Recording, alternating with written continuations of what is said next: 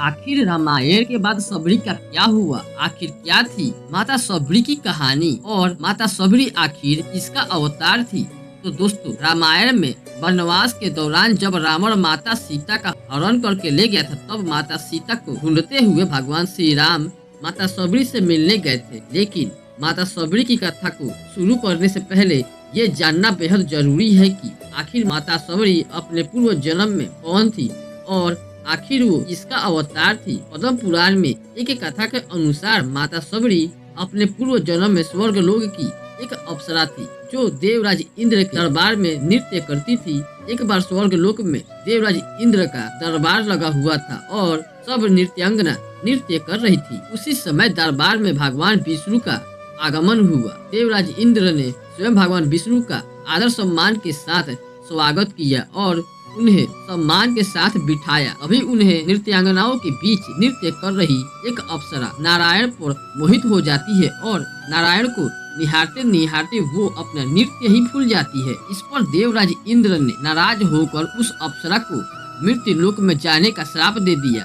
लेकिन उस अप्सरा ने देवराज इंद्र से विनती की कि वो केवल अपने प्रभु हरि को देख रही थी और उनके दर्शन कर रही थी, और दर्शन करते करते वो इतना खो गई कि उन्हें नृत्य का ध्यान ही नहीं रहा। तब देवराज इंद्र ने उन्हें कहा कि त्रेता युग के चौथे चरण में जब भगवान श्री हरि विष्णु अपना अवतार लेंगे, तब उनके अवतार के दर्शन करके ही तुम अपने श्राप से मुक्त हो पाओगी। कहते हैं देवराज इंद्र के श्राप से उस अप्सरा का जन्म एक रानी के रूप में हुआ जिसका नाम पारामेसी था। कहते हैं वह स्वयं नीतुध्वज की पत्नी बनी और एक बार राजा और रानी दोनों कुंभ के मेले में गए। कुंभ के मेले में रानी त्रिवेणी तट पर अपने लिए बनवाए गए निजी घाट पर स्नान करने के बाद पास में ऋषि मुनियों को यज्ञ और हवन करते हुए देखा और उन्होंने राजा से ऋषि मुनियों के बीच बैठकर यज्ञ हवन करने के लिए अनुमति मांगी। तब राजा ने कहा कि हम आपकी प्रजा नहीं हैं, हम राजा हैं, हमारी अपनी एक मर्यादा है और हम ऐसे आम लोगों के बीच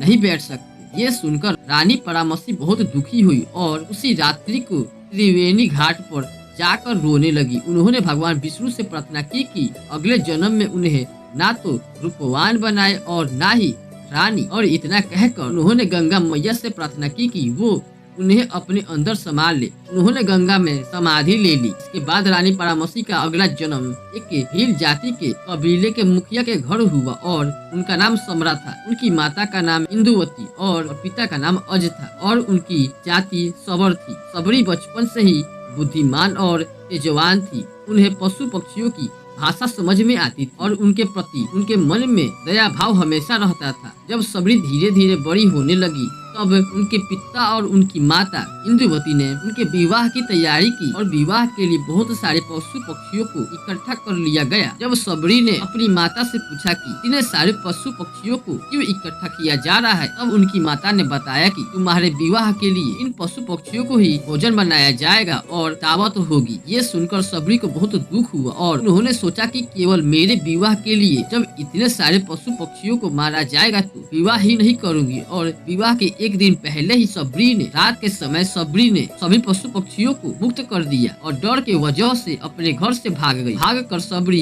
ऋषि मुक्तवर्त के पास गई, जहाँ पर उन्होंने 10,000 ऋषियों का आश्रम देखा। क्योंकि सबरी निचली जाति की थी, इसलिए वह ऋषियों से छुपकर उनकी सेवा करने लगी और उनके आश्रम में साफ सफाई करने लगी। साथ ही यज्ञ के लिए लकड़ियों का भी इंतजाम करने लगी। लेकिन आश्रम के ऋषि इस बात से हैरान थे कि आखिर उनके सारे काम कौन निपटा देता है। एक दिन सुबह के समय ऋषियों ने सबरी को पकड़ लिया और जब ऋषियों को पता चला कि सबरी एक निचली जाति की भील है, तब उन्होंने सबरी को अपने आश्रम से निकाल दिया। तब मातंग ऋषि ने सबरी को अपनी पुत्री मानकर अपनी कुटिया में रहने की अनुमति दे दी। जब मातंग ऋषि अपने देह त्याग रहे थे, तब उन्होंने सबरी को बुलाकर कहा कि मैं अपना देह त्यागना चाहता हूँ और अब तुम श्री राम का भजन करना। तब सबरी ने मातंग ऋषि से पूछा कि ये श्री राम कौन है, वे मुझे कैसे मिलेंगे। तब मातंग ऋषि ने कहा कि श्री राम खुद तुम्हारी कुटिया में आएंगे और तुम्हारा उद्धार करेंगे। इसके बाद सबरी रोजाना भगवान श्री राम का इंतजार कर रास्ते में उनके लिए पुल बिछा कर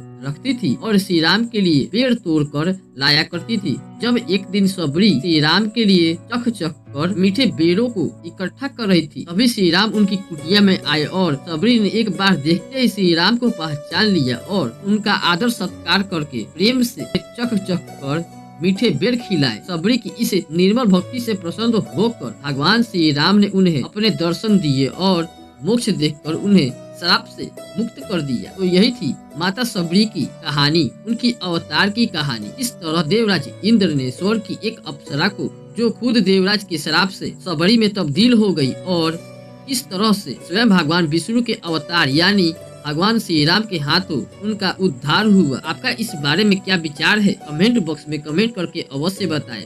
और वीडियो आपको पसंद आई हो तो वीडियो को लाइक करें, चैनल को सब्सक्राइब करें, क्योंकि आपको ऐसा वीडियो हमेशा मिलता ही रहेगा। धन्यवाद।